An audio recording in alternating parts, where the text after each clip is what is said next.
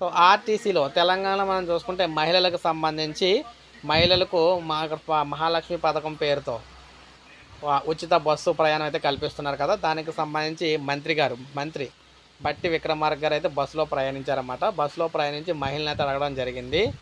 ఈయన బస్సులో ప్రయాణిస్తూ ఒక సాధారణ మానవుళ్ళ బస్సు అయితే ఎక్కారు. కాంగ్రెస్ ప్రభుత్వం అమలు చేస్తున్న సంక్షేమ పథకాలు కావచ్చు, మహాలక్ష్మి పథకం కావచ్చు, అమలవుతున్న వివరాలను అయితే ప్రయాణికులను అడిగి తెలుసుకున్నారు.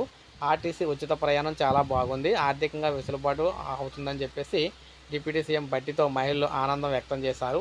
ఉచితంగా ప్రయాణం చేసే మహిళలకు జారీ చేస్తున్న జీరో టికెట్ల విధానం గురించి కండక్టర్ శైలజని అడిగైతే తెలుసుకున్నారన్నమాట.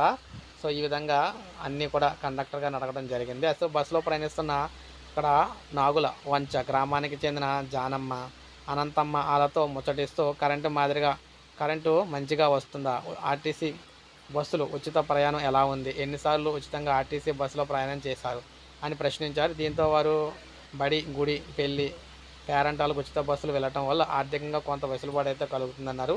పల్లె వెలుగు బస్సులో మహాలక్ష్మిలతో కలిపి ప్రయాణించడం చాలా సంతోషంగా ఉందని బట్టి అన్నారు. ఫ్రీ పథకం వల్ల మహిళలు చాలా సంతోషంగా ఉన్నారని హర్షం వ్యక్తం చేశారు. మహిళలకు రాష్ట్రంలో ఉచిత ప్రయాణం అమలు చేయడం వల్ల ఆర్టీసీ బలోపేతం అవుతుందని, కొత్తగా 300కు పైగా బస్సులు కొనుగోలు చేశామని చెప్పారు. అంతేకాకుండా ఆర్టీసీ విస్తరణకు దోహదపడుతున్నారు. ఉచిత ఆర్టీసీ బస్సు ప్రయాణంతో ప్రయాణికుల సంఖ్య బస్సులో పెరిగినందున కొత్త బస్సులు కావాల్సిన అవసరం ఏర్పడుతుందని కూడా చెప్పడం అయితే జరిగింది. సో ఈ విధంగా మహిళలకు రానున్న రోజుల్లో మరింతగా కూడా అవకాశాలు అయితే అంటే పథకాలకు సంబంధించి అమలు అయితే చేస్తామని చెప్పారన్నమాట. సో ఇది పథకాలకు సంబంధించి ఒక లైక్ చేయండి, సబ్స్క్రైబ్ చేసుకోకపోతే మన ఛానల్ సబ్స్క్రైబ్ చేసుకొని ఫాలో అవుతున్నాను.